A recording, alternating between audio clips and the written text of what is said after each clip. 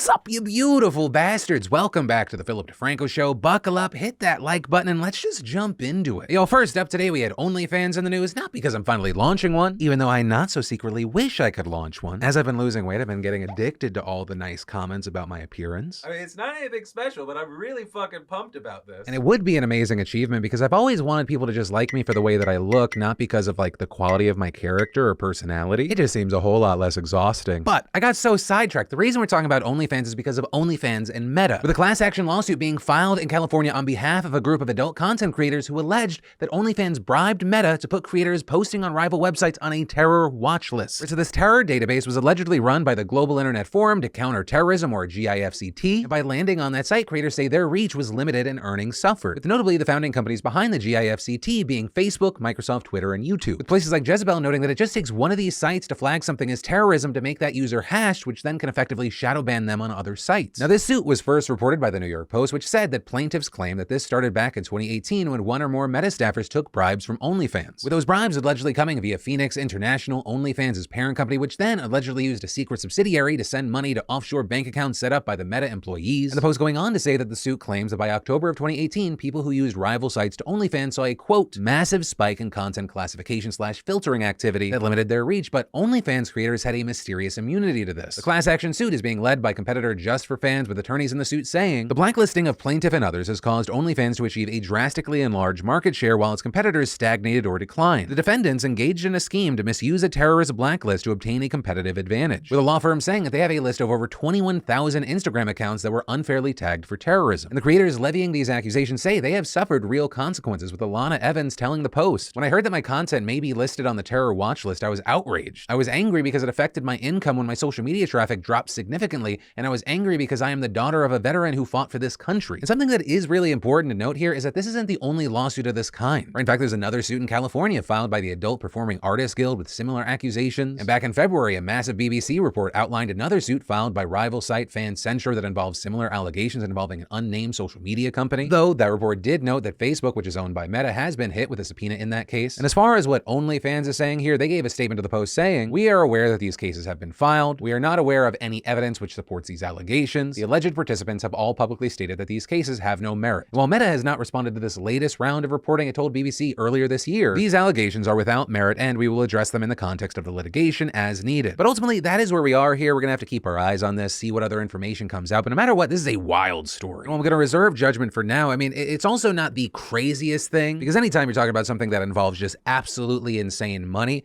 absolutely insane things can go down. But I mean, we've talked about the individual creators bringing in millions, if not tens of millions of dollars a year, right? The Belle Delphine and Lena Plugs of the world. So just think about how much money is at play for entire platforms, and then throw into the mix an allegation that a platform is abusing a terror watch list to get a competitive advantage to a competitor, but also potentially like ruining people. This bell can't be unrung, and I think it's gonna be very important to find out if these allegations have any basis or not. And hopefully, time will tell. And then let's talk about committing the perfect crime. Also, in case I find myself for some reason in a court, this is all hypothetical and for entertainment value only. Are you sure about that? So let's say your elderly mother is living alone after her husband died. He was an art collector, and now she is in the possession of millions of dollars worth of artwork. How do you get all those valuables from her hands into yours? You've got burglary, but the art's gonna be reported stolen. You might leave evidence behind. You're gonna have to fence it and not get as much value out of it. Murder is just downright messy, and that'll attract a lot of police attention. Well, this woman in Brazil actually found herself in such a situation, and she comes up with a plan far more creative. Right, so this starts back in 2020, and she knows that her 82-year-old mother is prone to mystical beliefs. So she finds an accomplice who pretends to be a psychic, who then allegedly approaches the mother with the news that her daughter is sick and doomed to certain death. Unless, of course, the mother pays exorbitant amounts of money for her daughter's spiritual treatment, which the daughter also backs up, feeding personal information to several more supposed psychics who corroborate all this bullshit. And so with this, not only do they get some cash, but also a foot in the door. So they proceed to phase 2 of their plan, telling the mother, "Oh my God, your art collection is cursed. I hate to say it, but it's cursed with negative energy that needs to be prayed over." And while this is happening, the daughter fires the domestic employees at the house so her accomplices can start moving in and hauling out the artwork. Though the mother starts eventually getting suspicious, leading to the masterminds to proceed to phase 3, with the daughter going pure evil and allegedly confining her to her home for months while the group physically threatened her. And all in all, in the end, they allegedly stole over $140 million worth of art, cash, and jewelry, with some of the paintings from renowned Brazilian artists, including 3 from an especially famous modernist valued at almost $138 million, with one of those actually found stashed stashed under the daughter's bed, which you can see here with the police holding it up. And of course, the good news here is that we wouldn't know or be talking about any of this if the authorities hadn't arrested the daughter and several accomplices yesterday. And of course, we're gonna have to wait to see what kind of punishment they get, but in the meantime, these are our douchebags of the day. Initially creative, yes, but just downright horrible people. You know, there's no good way to fire employees. There are best ways, but there's no good way. It sucks for you, it sucks for them, but most importantly, it definitely sucks for them more. And the reason I'm talking about this today is because yesterday, the CEO of Hypersocial, Braden Wallach, he decided to do a very interesting thing. After a round of layoffs, he decides, I'm gonna go to LinkedIn and post this. It's a photo of him crying with the text, "This will be the most vulnerable thing I'll ever share. I've gone back and forth whether to post this or not. We just had to lay off a few of our employees. I've seen a lot of layoffs over the last few weeks on LinkedIn. Most of them are due to the economy or whatever other reason. Ours? My fault." And in this, he wasn't completely clear about what led to the layoffs, only mentioning that he made a business decision back in February that didn't seem to pan out. And writing, "Days like today, I wish I was a business owner that was only money driven and didn't care about who he hurt along the way," making it very clear that he loves them from the bottom of his heart. Right, so Braden's intentions seem clear here. He's trying to make clear that he is not a heartless business owner. Or because we've covered stories like a Better.com CEO in the past firing a ton of people through a Zoom call, also just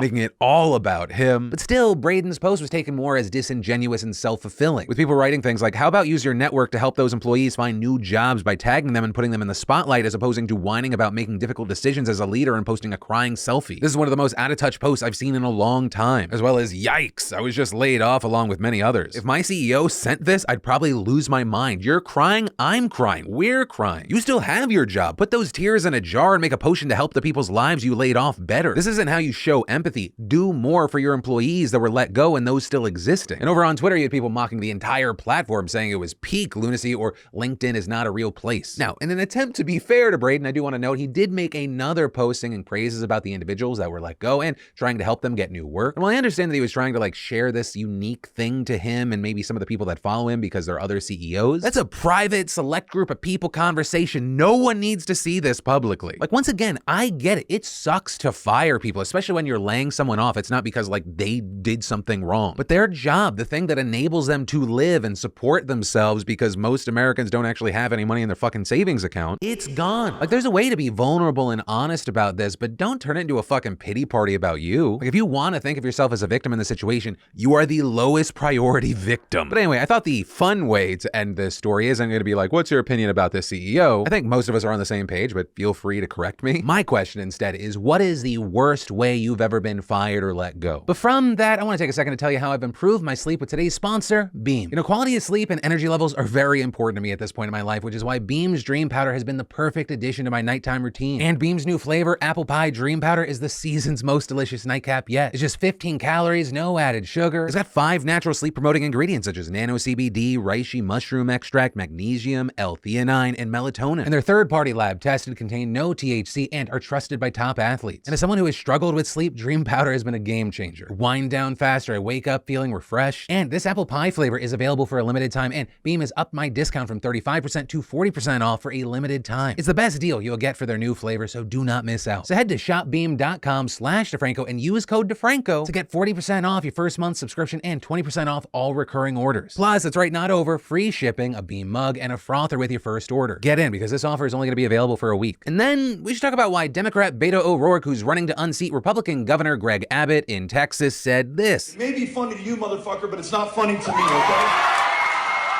And as it turns out, that was not O'Rourke's reaction to someone yelling that they find Big Bang Theory funny, but rather he was talking about Uvalde when someone laughed. I'm going to make sure that now 11 weeks since we lost 19 kids and their 2 teachers shot to death with a weapon originally designed for use in combat, legally purchased by an 18-year-old who did not try to obtain one when he was 16 or 17, but followed the law that's on the books, ladies and gentlemen, that says that you can buy not one, you can buy 2 or more if you want to, AR-15s, hundreds of rounds of ammunition, and take that weapon that was originally designed for use on the battlefields in Vietnam to penetrate an enemy soldier's helmet at 500 feet and knock him down dead, up against kids at 5 feet. It may be funny to you, motherfucker, but it's not funny to me, okay? You know, all of this ended up sparking a number of debates online, one being about the language that he used. Some happy to see it saying, fuck yeah, we need more politicians being real with their constituents. But others saying, no, even if the heckler was wrong, we should do our best to preserve civil discourse. So there you had people pushing back saying this is just Democrats doing what essentially Donald Trump kicked off. Yeah, sir, I'd hit him on the left, I'd hit him on the right.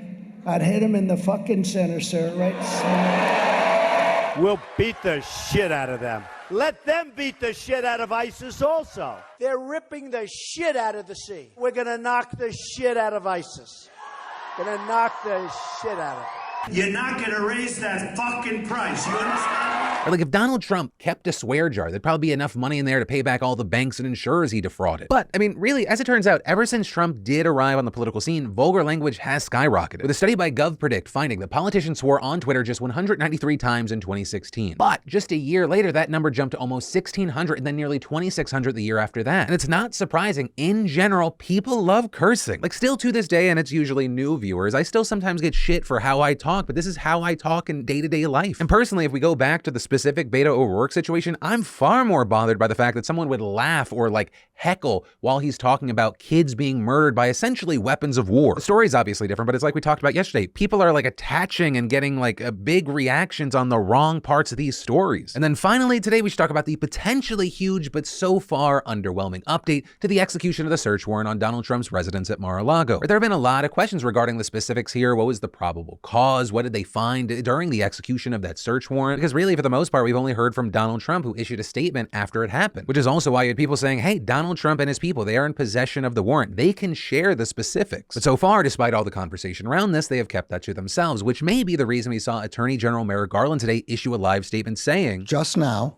the Justice Department has filed a motion in the Southern District of Florida to unseal a search warrant and property receipt relating to a court-approved search that the FBI conducted earlier this week. With Garland further adding, copies of both the warrant and the FBI property receipt were provided on the day of the search to the former president's counsel, who was on site during the search.